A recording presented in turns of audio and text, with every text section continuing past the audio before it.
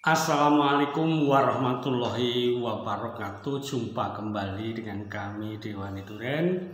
Hari ini Jumat 29 Maret 2024 teman-teman. Nah teman-teman, pagi ini kami kembali lagi berbagi ilmu. Berbagi ilmu berupa teori, karena ini kebetulan tidak praktek, tapi sebenarnya sudah dipraktekkan. Jadi ada beberapa teman yang mengatakan saya terlalu banyak omong. Ya, nggak apa-apa teman-teman, nggak apa-apa. Karena apa? Ilmu itu dasarnya harus ada teori. Ya, jadi berkebun durian itu kita harus pakai ilmu. Kalau teman-teman pakai ilmu, teman-teman harus familiar, mengenal dengan teori-teorinya. Jadi berkebun itu tidak ada asal, oh saya berkebun, praktek kemudian tanpa dasar ilmu, nggak bisa.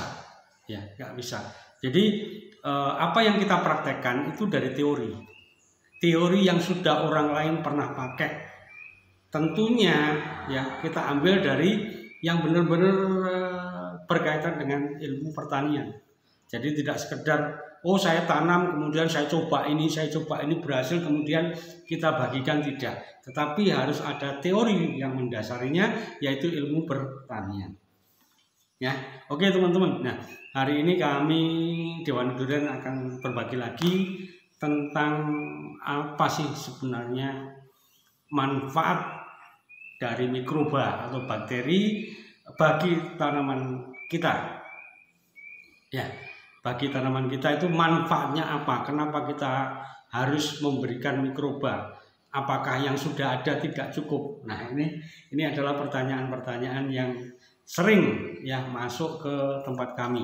Nah, teman-teman, menurut kami ada 6 ya manfaat pemakaian mikroba secara rutin, dan ini tidak sekedar kami berteori, tetapi kami sudah praktek, hasilnya teman-teman bisa lihat sendiri. Ya, kebetulan ya kami menggunakan EM12. Jadi EM12 itu mikrobanya jumlahnya banyak, teman-teman, jumlahnya banyak, dan itu sudah sering kami upload. Kebetulan kami juga yang berjualan, ya kami ada teman, tetapi barang yang kami jual ya kondisinya seperti itu, tidak ada merek dan lain sebagainya. Tinggal teman-teman percaya atau enggak. Kalau enggak percaya nggak usah beli, gampang, silakan pakai mikroba yang lain. Tetapi kami sejak 4 tahun silam itu sudah menggunakan itu. Nah, 6 manfaat penggunaan mikroba bagi tanaman itu. Yang pertama adalah membantu meningkatkan penyerapan unsur hara.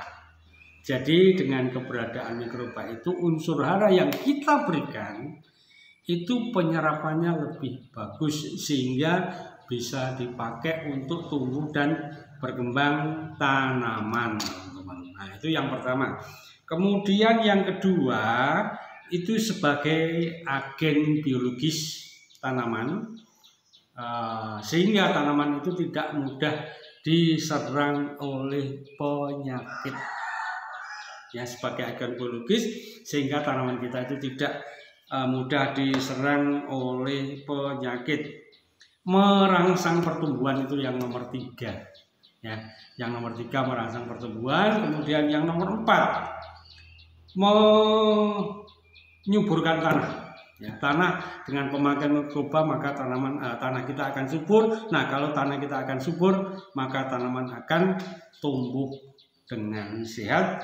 Kemudian yang kelima itu bisa menstabilkan pH tanah. Nah, pH tanah ini pada daerah-daerah tertentu akan menjadi momok, teman-teman, menjadi menakutkan ya. Karena apa? Ketika pH drop maka tanaman tidak bisa menyerap unsur hara yang ada di dalam tanah.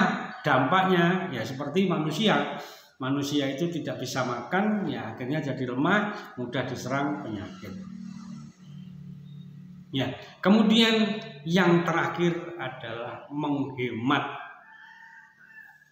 biaya produksi, ya biaya perawatan. Karena apa?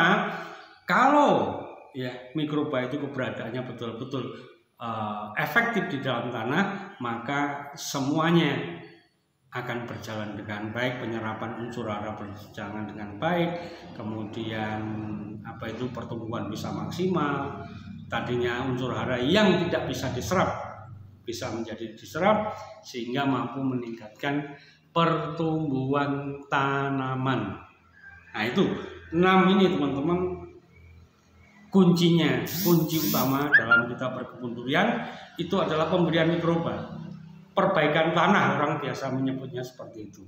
Jadi kalau tanahnya baik, tanahnya subur, tanahnya banyak mengandung C organik, maka ya unsur hara akan tersedia di dalam tanah dan bisa diserap akar. Kemudian terjadilah yang namanya proses fotosintesis, hasilnya berupa karbohidrat yang didistribusikan seluruh jaringan tanaman. Ya, jadi penting sekali teman-teman, penting sekali memperhatikan kondisi di mana tanaman kita tumbuh. Ya, tumbuhnya di mana? Ya di tanah. Makanya tanahnya ini kita perbaiki. Nah, kita perbaiki di samping penggunaan mikroba, biasanya kami menggunakan asam humat, teman-teman. Asam humat, asam sulfat. Nah, itu yang biasa mikorrhiza, itulah yang biasa kami gunakan, kemudian ditambah dengan keberadaan mikroba. Nah, kita ulangi lagi. Nah, apa sih trik itu? M12 itu, M12 itu mikroba, sekumpulan mikroba, misalnya di dalamnya sana itu ada Rhizobium, ya, Bacillus, kemudian ada bakteri fotosintesis, teman-teman. Kemudian ada mikroba yang namanya Actinomyces, organik acid, ya. Kemudian amino acid,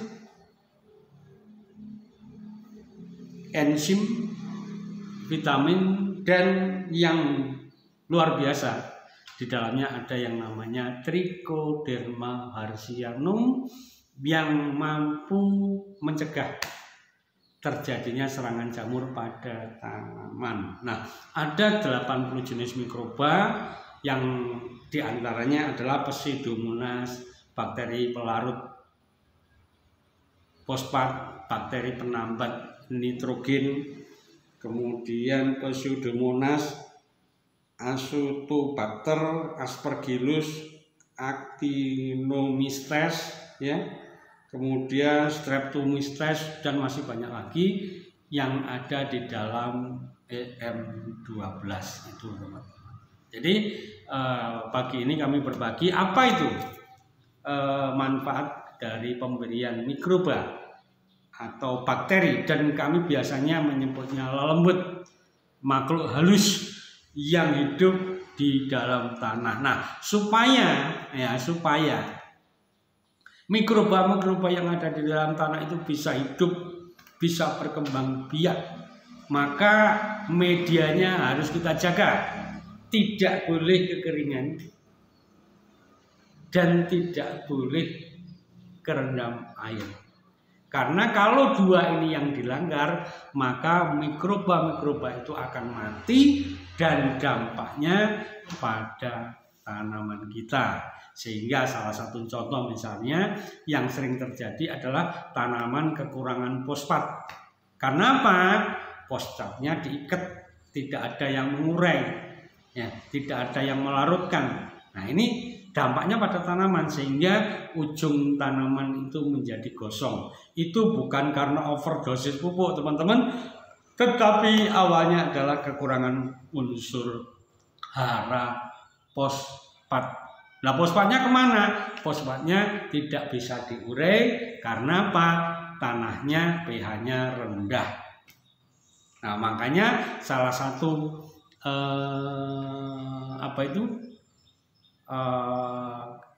isi atau di dalam mikroba tadi ada yang namanya bakteri pelarut fosfat. Oke teman-teman, sekali lagi berkebun durian itu harus pakai ilmu, nggak boleh ngawur.